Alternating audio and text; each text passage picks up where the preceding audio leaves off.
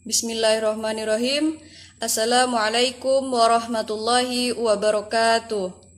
Baiklah, di sini kami dari kelompok 6 yang beranggotakan 2 orang, yaitu saya sendiri Isra Hayati dan rekan saya Khairiyah. Baiklah, pada video kali ini kami akan mempresentasikan tentang materi yang berjudul Masyarakat Aneka Bahasa.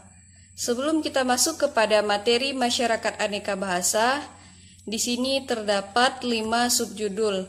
Yang pertama yaitu pengertian nasionalisme dan nasion, yang kedua peran bahasa dalam nasionalisme, yang ketiga keanekaragaman sebagai masalah, yang keempat efek keanekabahasaan kemasyarakatan, dan yang kelima, bagaimana bangsa aneka bahasa berkembang. Baiklah, di sini saya akan menyampaikan pengertian nasionalisme dan nasion. Menurut Hitler, nasionalisme adalah suatu sikap dan semangat rela berkorban untuk melawan bangsa lain demi bangsa kita sendiri.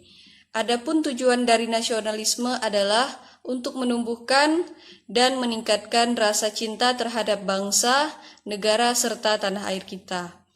Kemudian ciri-ciri nasionalisme yaitu adanya sebuah kesatuan dan persatuan sebuah bangsa. Nasionalisme berperan sebagai ideologi dan identitas suatu bangsa. Selanjutnya yaitu nasion. Nasion merupakan satuan politik teritorial di bawah kendali nasionalitas yang terdiri dari berbagai etnik dan mengacu pada masalah kekuasaan pragmatik. Peran bahasa dalam nasion terlihat sangat gamblang. Hal ini dapat dilihat dari bidang ekonomi dan bidang pendidikan. Bahasa Indonesia memiliki ragam kosakata dengan berbagai tingkatan yang berbeda-beda, seperti bahasa formal dan bahasa informal. Penggunaan kosakata pada bahasa formal tentu banyak digunakan untuk berkomunikasi atau organisasi, perusahaan, dan lain sebagainya. Sedangkan bahasa informal digunakan sebagai bahasa pergaulan atau bahasa sehari-hari. Kemudian materi selanjutnya yaitu peran bahasa dalam nasionalisme.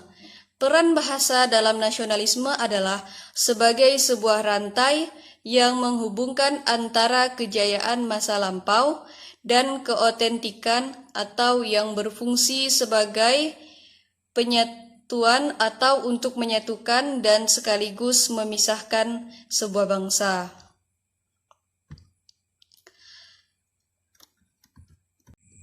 Bahasa memiliki peranan yang sangat penting dalam kehidupan manusia, karena bahasa menjadi alat komunikasi yang utama. Sebagai alat komunikasi, bahasa meliputi kata, kumpulan kata, klausa, dan kalimat yang diungkapkan secara lisan maupun tulisan. Baiklah, sekian penyampaian materi dari saya. Selanjutnya akan disampaikan oleh rekan saya. Sekian, terima kasih. Bismillahirrahmanirrahim. Saya akan melanjutkan penjelasan dari saudari Isra Hayati, yaitu poin yang ketiga, keanekaragaman sebagai masalah. Dengan adanya sebuah keanekaragaman yang menyebabkan kesulitan komunikasi dalam suatu negara, hal ini dapat menjadi rintangan bagi kehidupan ekonomi dan industri serta gangguan sosial masyarakat. Masalah yang muncul ialah masalah pemilihan atau penyeleksian bahasa nasional.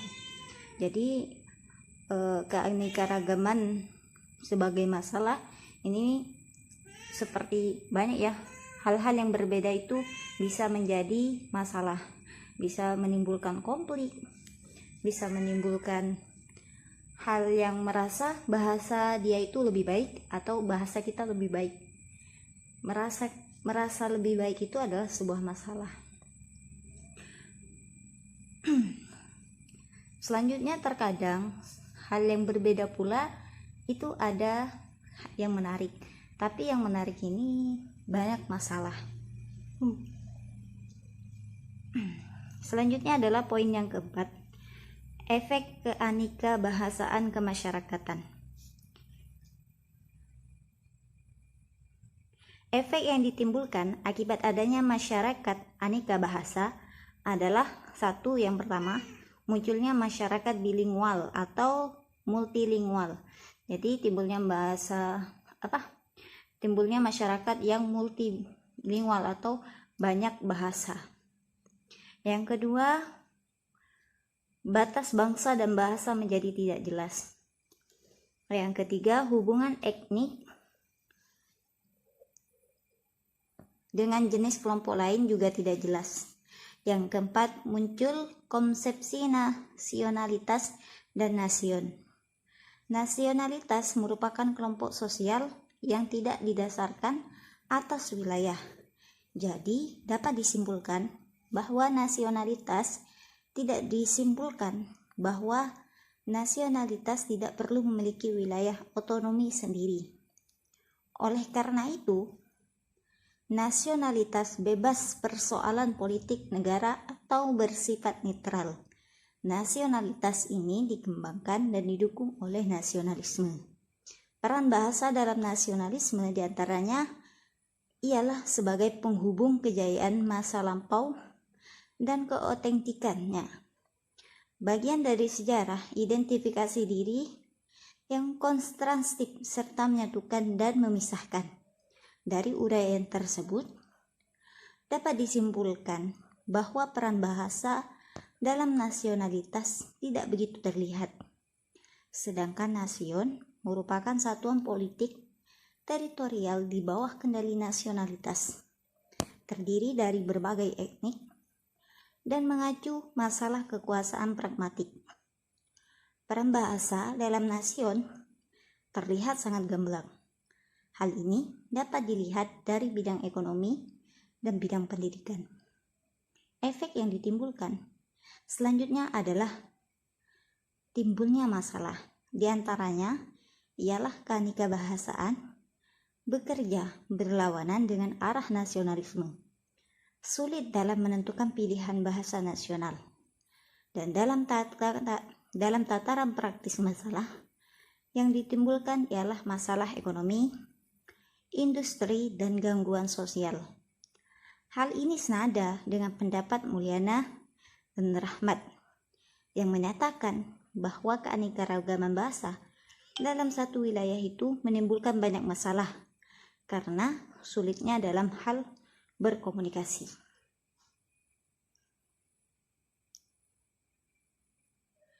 Bagaimana bangsa yang poin ke terakhir? Bagaimana bangsa aneka bahasa berkembang? Bahasa Melayu menyerap kosakata dari berbagai bahasa, seperti bahasa Sanskerta, bahasa Persia, bahasa Arab, dan bahasa-bahasa Eropa. Rasa persaudaraan ini yang menjadi inspirasi para pemuda Indonesia yang menggelar rapat pemuda pada tahun 1928, kemudian muncul berbagai variasi dari dialek dari bahasa Melayu. Hal ini mendorong tumbuhnya rasa persaudaraan dan persatuan bangsa Indonesia. Jadi, dahulu akibat adanya berbeda bahasa, memiliki keanekaragaman bahasa, banyak pemuda-pemuda yang ada di Indonesia itu menggelar rapat. Maksudnya bukan banyak, akibat keingintahuan mereka akan ragamnya bahasa yang ada di Indonesia, sehingga mereka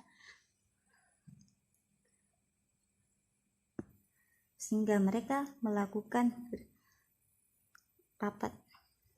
Hal ini mendorong tumbuhnya rasa persaudaraan dan persatuan bangsa Indonesia.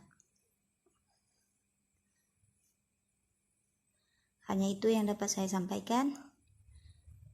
Assalamualaikum warahmatullahi wabarakatuh.